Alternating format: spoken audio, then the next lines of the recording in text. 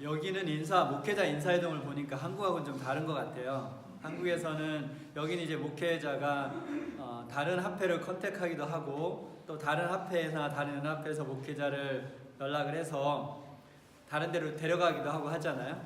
근데 한국은 목회자가 한번 합회에 채용을 하면 대부분의 경우, 특별한 이유가 없으면 대부분의 경우 그 합회에서 은퇴를 해요. 그러니까 합회 내에서 계속 있다가 합회 내에서 은퇴를 하게 되는데, 인사구조가 그렇다 보니까 여기서는 뭐 인사할 때 서로 상의도 하고 자기가 목회자도 어디 가고 싶으면 가서 연락하고 막 이렇게 하잖아요. 근데 한국에서는 선택의 여지가 별로 없어요. 이제 인사철이 되면 인사위원들이 모여서 인사를 결정한 후에 인터넷 홈페이지에 딱 올라갑니다. 그러면 저희는 거기 가서 보는 거예요. 나 이번에 떠나네? 나 계속 있네? 이제 거기서 결정이 되는데, 보통 그렇게 발표가 나면 두세 주 안에 고별 설교를 하고 떠나가야 되죠. 그렇게 해야 다음 목회자가 또 그쪽에서 고별 설교를 하고 이렇게 스위치가 되니까, 또 사택 문제도 있고, 여기서는 사택을 개인이 이렇게 목회자가 자기 사택을 준비하잖아요. 근데 한국에서는 교회를 가면 그 교회에 사택이 있어요. 그래서 사택도 이렇게 서로 바꿔야 되기 때문에 같은 기간에 이렇게 딱 옮기게 되죠.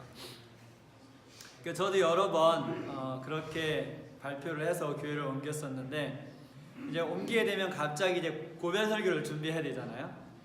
안녕히 계세요 하고 인사를 해야 되는데, 저만 그런 건 아니겠죠. 모든 목회자들이 이제 고별 설교를 준비할 때가 되면 가장 중요하다고 생각하는 것을 다루겠죠.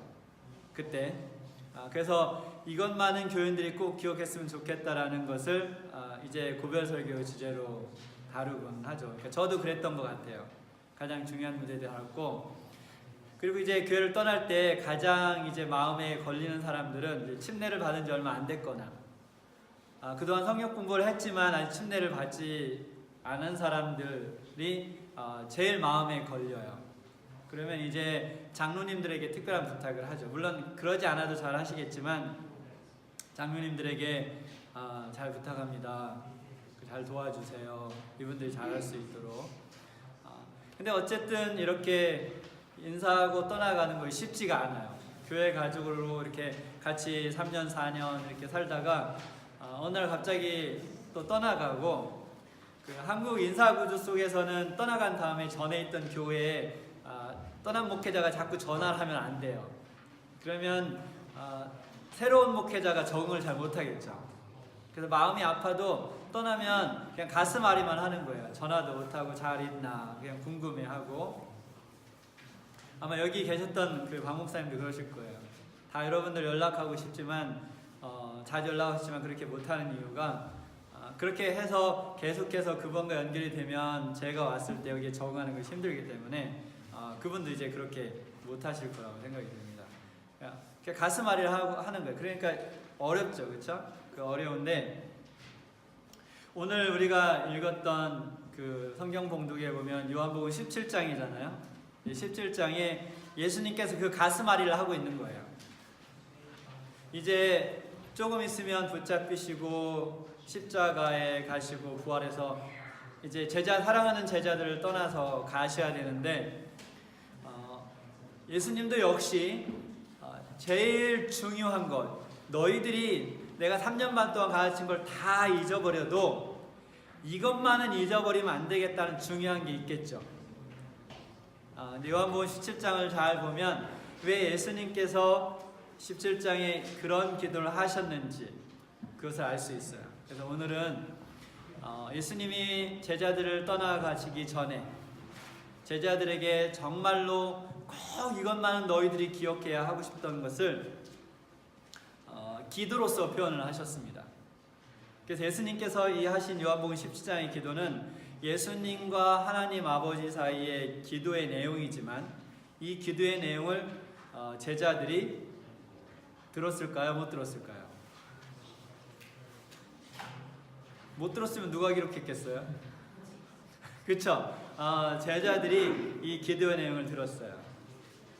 그래서 이 기도는 왜냐하면 아버지와 그 아들 사이에는 이것을 사실 이렇게 할 이유가 별로 없죠. 다 모든 것을 서로 다 알고 있는데, 근데 이렇게 장기간에 길게 기도의 내용이 기록된 것은 그 기도를 아버지와 하는 그 기도를 듣는 제자들을 위한 것이었다는 것을 더 잘 알 수 있습니다.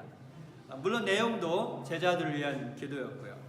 그래서 이 기도의 핵심이 뭐냐면 예수님께서 너희들이 다 잊어버려도 무엇은 알아야 되냐면 나와 예수님과 하나님 아버지가 어떻게 연합의 관계를 갖고 살아가는지, 어떻게 둘이 서로 살아가는지를 알아야 되고, 내가 너희와 어떻게 연합하고 어떻게 내가 너희를 사랑했는지를 너희들이 기억하고, 너희들이 어떻게 서로 연합하고 사랑해야 되는지를 기억하라는 거죠.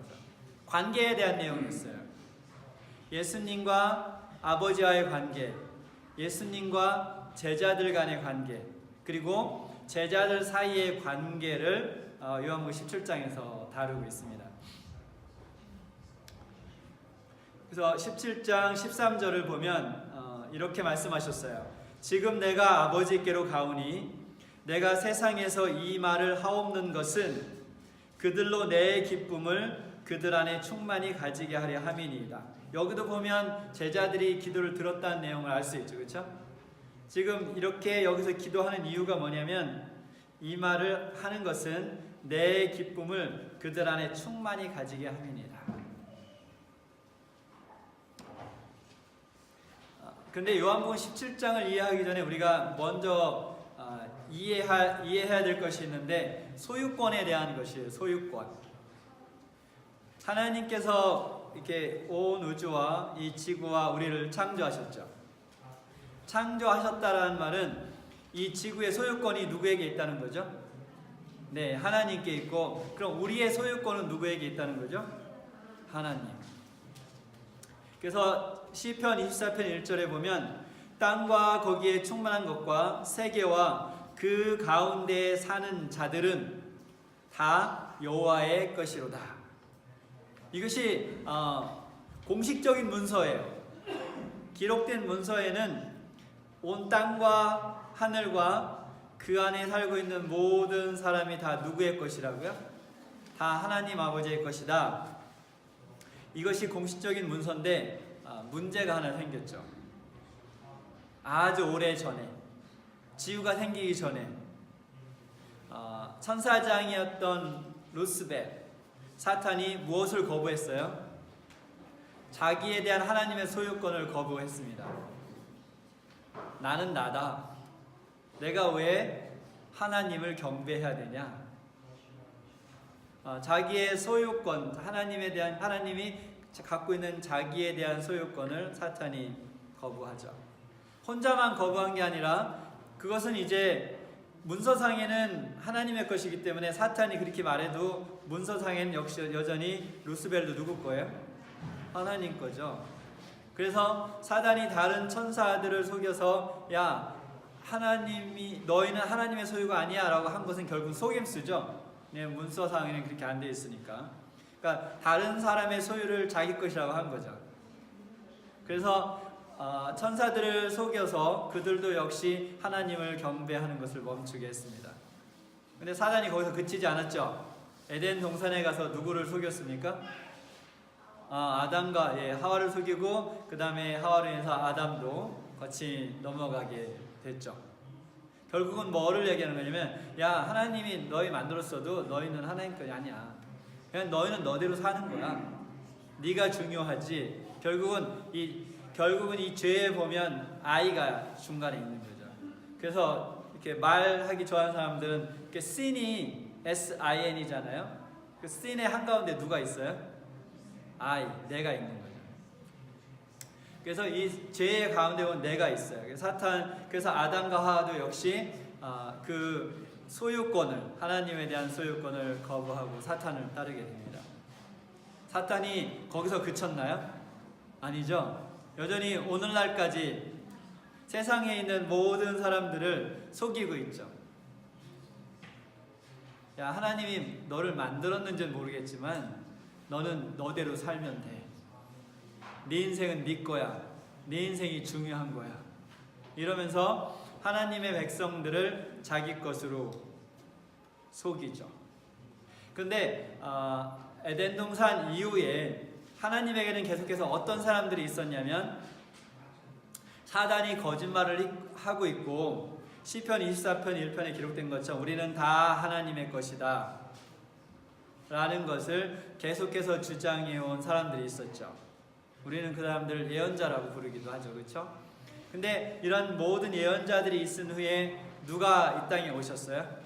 네, 예수님께서 이 땅에 오셨죠. 그래서 이 땅에 오셔서 33년 사신 이후에 이제 가시기 전에 그 삶을 하나님과 정리하면서 그때 이제 예수님의 제자들과의 관계를 설명하고 계신 거예요. 그래서 우리가 이 요한복음 17장을 이해하려면 이 소유권에 대한 이해를 우리가 먼저 하고 있어야 요한복음 17장을 이해할 수 있습니다. 왜 그러냐면 17장을 보면 예수님께서 비유를 하세요. 구별을. 어떻게 구별하냐면 예수님의 제자들과 세상이라는 표현을 써요. 그러면 이 세상은 뭡니까? 세상. 네. 아까 그 소유권으로 본다면 이 세상은 그 사단에게 속고 살고 있는 사람들이죠. 그러면 이 제자들은 그 사단의 속임수에서 어떤 사람들이에요? 벗어나서 하나님의 소유권을 인정한 사람들이죠. 이것을 반복해서 비유하고 있어요. 그래서 우리가 이 세상에 대한 이해를 해야 요한복음 17장을 이해할 수 있습니다. 근데 이제 이제 제자들이 예수님의 소유가 됐죠. 다시. 그렇죠? 세상에 있었는데 그것이 아버지가 먼저 그들을 부르셨고 순서를 보면 다시 그 제자들을 예수님께 주셨어요. 그래서 뭐 단순하게 보면 제자들이 예수님의 소유가 됐어요. 그런데 문제는 뭐냐면 아직 예수님도 제자들도 어디에 있어요? 세상에 있어요. 아직 그 세상 속에 있는 거예요. 제자들과 예수님이. 그런데 더 큰 문제는 뭐냐면 제자들은 계속 여기 남아 있어야 되는데 예수님은 이제 어떻게 하세요? 가셔야 돼요. 근데 예수님을 따르기로 결심하고 세상에서 이 제자들이 불러냄을 받았잖아요. 그러면 한 가지 문제가 생겨요. 어떤 문제가 생기겠습니까? 왜 그 깡패들이 이런 조직에 있다가 한 사람이 나 이제 싫어 나가 그러면 그래 잘 가 그동안 즐거웠어 그러나요? 안 그래요. 죽도록 패죠. 때때로 정말 목숨을 잃는 경우도 있고 절대로 그냥 안 보내줘요. 네가 우리를 배신하고 떠나? 그러면 사단에게 속해 있던 사람들이 예수님을 향해 가면 그 세상이 그래 그동안 즐거웠어 이제 예수님과 가서 행복하게 잘 살아 그럴까요? 아니죠. 싫어하죠. 헤이트라는 단어를 썼어요. 헤이트. 여기 요한복음 17장에는 세상이 그들을 증오한다고 싫어하게 되는 거죠. 우리는 그것을 다른 말로 표현하기도 하죠. 핍박이라고 표현하기도 하죠. 그렇죠? 예수님은 떠나가야 되는데 지금 이 세상에 그 남아있는 제자들을 세상이 괴롭히니까 예수님이 무엇을 해야 되겠어요? 이들을 보호해야 되잖아요. 여전히 보호해야 되는데 그것을 아버지께 이제 기도하고 있어요. 그래서 요한복음 17장 15절에 보면 악에 빠지지 않게 보존하기를 위함이니이다 라고 했어요.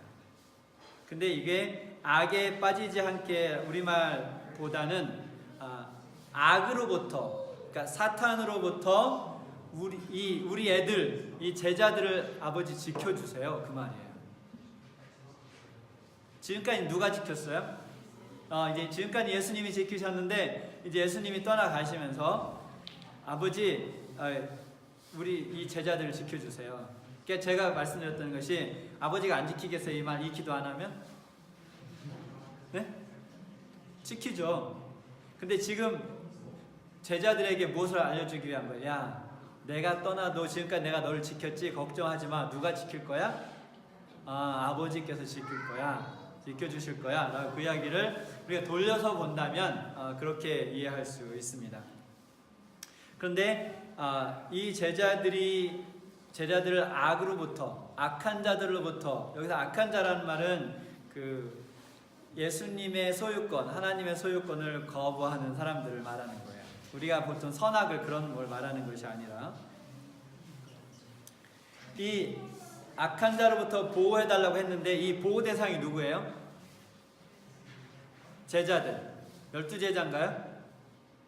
네, 예수님이 뭐라 그랬냐면 얘들 뿐만이 아니라 이 제자들을 통해서 믿게 될 모든 내 제자들을 하나님 지켜주세요 라고 그런 거예요. 그러니까 결국은 그 속에 누가 포함되어 있겠어요? 예, 바로 여러분이 포함되어 있는 거죠. 저와 여러분이 그 속에 포함되어 있는 거죠. 예수님의 기도 속에 지켜주세요. 이미 십자가에 가시기 전에 우리를 위해 기도하고 계셨어요. 예수님께서. 감사하지 않습니까? 그래서 악에 빠지지 않기를 보존하기를 위함이니이다 라고 나서, 근데 11절에 보면 어떤 말씀도 하셨냐면 내게 주신 아버지의 이름으로 그들을 보호하사. 근데 그러니까 예수님이 아버지 내 제자들을 보호해 주세요. 그런데 어떻게 보호하냐면 아버지의 이름으로 보호해 달라고. 좀 이해가 되세요? 아버지의 이름으로. 여러분 그런 경험 해보신 적 있나요? 여러분이 뭐 요청자든지 아니면 그런 위치에 있었다든지 가서 그냥 내 이름 대.